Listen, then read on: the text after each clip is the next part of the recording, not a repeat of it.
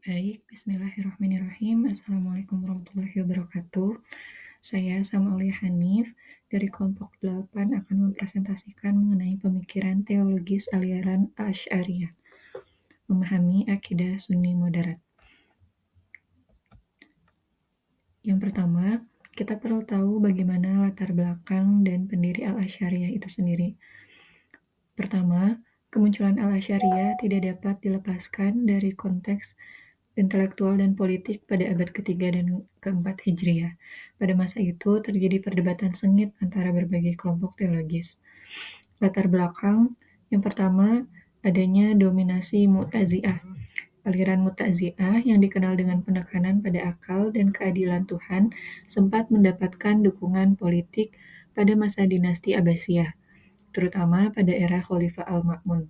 Doktrin-doktrin mereka seperti penciptaan Al-Quran memicu ketegangan dengan ulama-ulama tradisionalis yang berpegang teguh pada literalitas teks atau at-Thauriyah atau Hanbali. Yang kedua, reaksi terhadap Mu'tazi'ah. Keberanian Mu'tazi'ah dalam menafsirkan nas, teks Al-Quran dan hadis secara rasional seringkali dianggap melampaui batas oleh sebagian besar ulama dan umat Islam. Lalu, latar pendirinya, pendiri aliran Asy'ariyah adalah Abu Al-Hasan Ali bin Ismail Al-Asy'ari atau dikenal sebagai Imam Abu Hasan Al-Asy'ari. Imam Abu Hasan Al-Asy'ari pada awalnya adalah seorang murid dari tokoh Mu'tazi'ah terkemuka, yaitu Abu Ali Al-Jubai.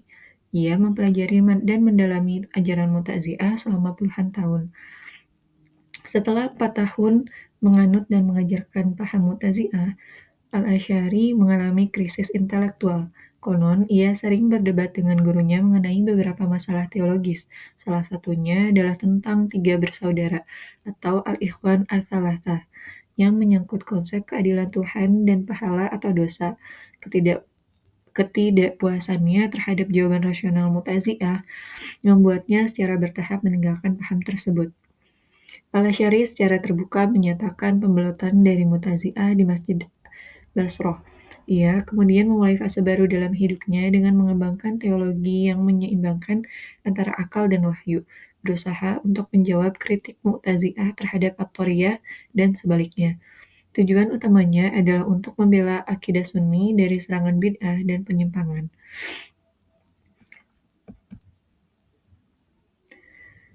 Tokoh-tokoh aliran Asy'ariyah, yang pertama yaitu Imam Abu Al-Hasan Al-Asy'ari, yang kedua Abu Hamid Al-Ghazali, Abu Bakar Baqillani, dan Abu Al-Ma'ali Al-Juwaini atau Imam Al-Haramain.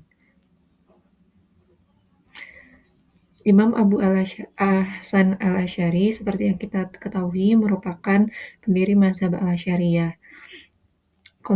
Kontribusi utama Imam Abu Hasan Al-Asy'ari yaitu penyelamatan dan sistemasi akidah Sunni. Beliau merumuskan akidah Ahlus Sunnah wal Jamaah, keyakinan mayoritas umat Islam ke dalam kerangka teologis ilmu kalam yang sistematis dan rasional. Yang kedua, harmonisasi akal dan wahyu. Beliau menciptakan keseimbangan antara penggunaan akal dan ketaatan pada wahyu, menolak rasionalisme ekstrem Mu'tazi'ah yang mengutamakan akal di atas segalanya, dan juga menolak literalisme kaku at-Thauriyah yang menolak peran akal. Lalu, yang ketiga, pembelaan akidah dari penyimpangan. Melalui argumen-argumen yang kuat dan karya-karyanya, beliau berhasil membantah bid'ah dan penyimpangan yang dibawa oleh berbagai aliran lain, khususnya Mu'tazi'ah, Jabariyah, Qadariyah, sehingga mengokohkan posisi akidah Sunni. Dan yang terakhir, tak lupa beliau merupakan pendiri mazhab Asy'ariyah. Lalu selanjutnya, tokoh yang kedua yaitu Abu Hamid Al-Ghazali, merupakan salah satu ulama terbesar dalam sejarah Islam, seorang teolog, sufi, dan ahli fikih. Meskipun ia juga seorang Asy'ari, ia mengintegrasikan pemikiran Asy'ariyah dengan tasawuf dan logika.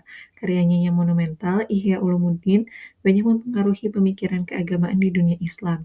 Ia juga mengkritik filsafat Helenistik dalam karyanya Tahaful al-Falasifah. Lalu tokoh yang ketiga adalah Abu Bakar Al-Baqillani, salah satu teolog Al-Asy'ariyah paling awal dan penting. Ia mengembangkan metodologi Asy'ariyah dan menulis banyak karya yang membantah Mu'tazilah dan kelompok lainnya. Ia dikenal dengan pemikirannya tentang atom dan aksiden serta argumentasi keberadaan Tuhan. Lalu, tokoh yang ketiga yaitu Abu al-Ma'ali al-Juwaini atau Imam al-Haramain.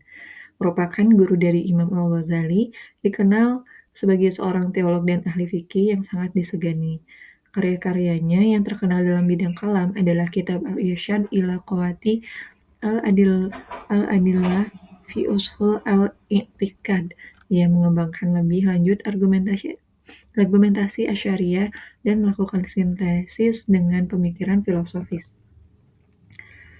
Lalu, topik yang ketiga mengenai pemikiran teologis aliran Asy'ariyah. Yang pertama, yaitu mengenai sifat-sifat Allah. Antara lain, ilmu atau mengetahui, iradah berkehendak, qudrah berkuasa, hayah hidup sama mendengar, basar melihat, kalam berbicara. Ini adalah sifat-sifat yang disebut sifat ma'ani atau sifat-sifat makna. Yang kedua yaitu kebebasan berkehendak manusia atau kasb. Asy'ariyah mengajukan teori kasb perolehan. Manusia tidak menciptakan perbuatannya karena penciptaan mutlak hanya Allah. Namun Allah menciptakan perbuatan manusia bersamaan dengan kehendak manusia untuk melakukan perbuatan tersebut. Lalu, pemikiran mengenai penciptaan Al-Quran. Asy'ariyah meyakini bahwa kalam Allah adalah azali dan qadim, tidak diciptakan. Namun kalam Allah ini memiliki dua aspek. Yang pertama, kalam nafsi, yaitu makna azali yang ada pada zat Allah, tidak berupa huruf dan suara. Inilah yang azali. Yang kedua yaitu kalam lafzi, yaitu ungkapan-ungkapan Al-Quran dalam bahasa Arab yang kita baca, berupa huruf dan suara. Ini adalah ciptaan Allah, makhluk. Yang ketiga yang terakhir yaitu melihat Allah di akhirat, ru'yatullah. Asy'ariyah meyakini bahwa orang mukmin akan dapat melihat Allah di akhirat. Ini didasarkan pada ayat-ayat Al-Quran seperti Quran Surat Al-Qiyamah ayat 22-23. Wajah-wajah pada hari itu berseri-seri, kepada Tuhannya lah mereka melihat. Namun penglihatan ini bila kaifa atau tanpa bagaimana, dan bila ihata tanpa meliputi. Artinya melihat Allah tidak berarti Allah memiliki arah atau tempat, dan penglihatan itu tidak berarti manusia dapat meliputi atau mencakup zat Allah. Lalu, bagaimana perkembangan aliran Asy'ariyah di Indonesia saat ini? Perkembangan aliran Asy'ariyah sangat berpengaruh dalam perkembangan Islam, khususnya melalui peran ulama-ulama nasional. Pertama, penyebaran melalui pesantren madrasah. Mayoritas pesantren dan madrasah tradisional di Indonesia mengajarkan akidah Asy'ariyah. Kitab-kitab kalam Asy'ariyah seperti Jawharat at-Tauhid karya Imam Al-Laqani diajarkan secara luas. Pola pikir Asy'ariyah juga menjadi landasan akidah bagi sebagian besar Nahdlatul Ulama dan organisasi-organisasi Islam tradisional lainnya. Lalu, integrasi dengan tasawuf dan fikih. Di Indonesia, Asy'ariyah tidak berdiri sendiri sebagai disiplin ilmu kalam, melainkan integrasi erat dengan fikih, mazhab Syafi'i, dan tasawuf, misalnya tarekat Syadhariyah, Naqsyabandiyah, Qadiriyah. Kombinasi ini menciptakan corak keberagaman Sunni tradisional yang kokoh di Indonesia. Yang selanjutnya, peran ulama Nusantara. Banyak ulama Nusantara yang belajar di Timur Tengah, khususnya di Mekah, Madinah, dan Kairo, mendalami ajaran Asy'ariyah dan kemudian membawanya pulang ke Indonesia. Mereka mengarang kitab-kitab dan menyebarkan ajaran ini di lingkungan mereka. Sebagai contoh, Syekh Nawawi Al-Bantani, salah satu ulama Nusantara terkemuka abad 9, banyak menulis kitab-kitab yang berlandaskan pada akidah Asy'ariyah. Kemudian, bagaimana pandangan terhadap Asy'ariyah? Menurut pendapat saya, pandangan terhadap Asy'ariyah, yang pertama, Asy'ariyah bisa dikatakan sebagai penyelamat akidah Sunni dari dominasi Mu'tazilah yang terlalu rasional, rasionalistik, dan dari kecenderungan literalisme atariah yang kaku. Dengan mengadopsi sebagian metodologi rasional Mu'tazilah, tetapi tetap berpegang teguh pada prinsip-prinsip Al-Quran dan Sunnah, Asy'ariyah berhasil membentengi akidah mayoritas umat Islam. Yang kedua, penyelarasan akal dan wahyu. Kontribusi terbesar Asy'ariyah adalah upaya untuk menyelaraskan antara penggunaan akal dan ketaatan wahyu. Yang selanjutnya, kritik dan tantangan. Meskipun demikian, Asy'ariyah juga tidak luput dari kritik. Konsep kasb seringkali dianggap kurang memuaskan dalam menjelaskan kebebasan manusia. Penekanan pada bila kaifa dalam sifat-sifat Allah juga terkadang dianggap kurang memberikan pemahaman yang jelas bagi sebagian orang.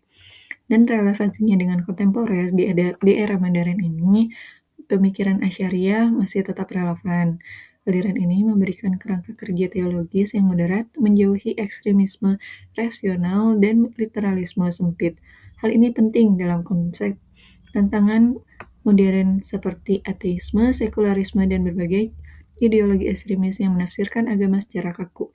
Asy'ariyah mendorong pemahaman agama yang mendalam, rasional dalam batasnya, dan spiritual.